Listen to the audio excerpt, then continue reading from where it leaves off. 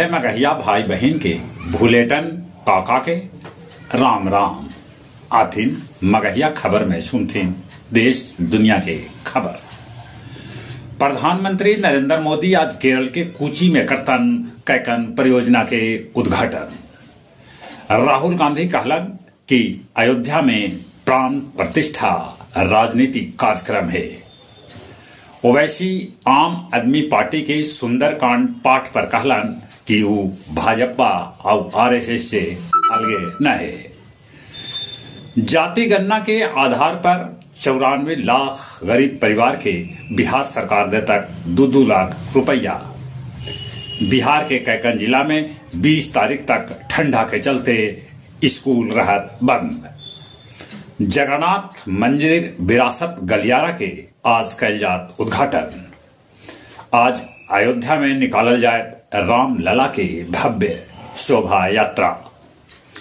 मथुरा के शाही ईदगाह के सर्वे पर सुप्रीम कोर्ट लगौलक रोक। कल से बजे लगत एक बार फिर से सहनाई। अंतरिक्ष में फैल रहल है बारूद और सड़ल अंडा ऐसन दुर्गंध। आयोवा कॉकर जीतलन ट्रंप, पाछे हटलन रामास्वामी। राष्ट्रपति चुनाव से पहले ई तरह के कार्यक्रम होते रहे है। ईरान पाकिस्तान में आतंकी ठिकाना पर कैलक मिसाइल से हमला। विदेश में रहे 30 लाख ब्रिटिश नागरिक के मताधिकार के अधिकार फिर से भेटा गए। अंटार्कटिका में देखल गए दुर्लभ सफेद पेंगुइन। कल धर्मगुरु दलाई लामा महाबोधि मंदिर बोध गया में करतन पूजा अर्चना। परसों बोध गया छोड़ देतन।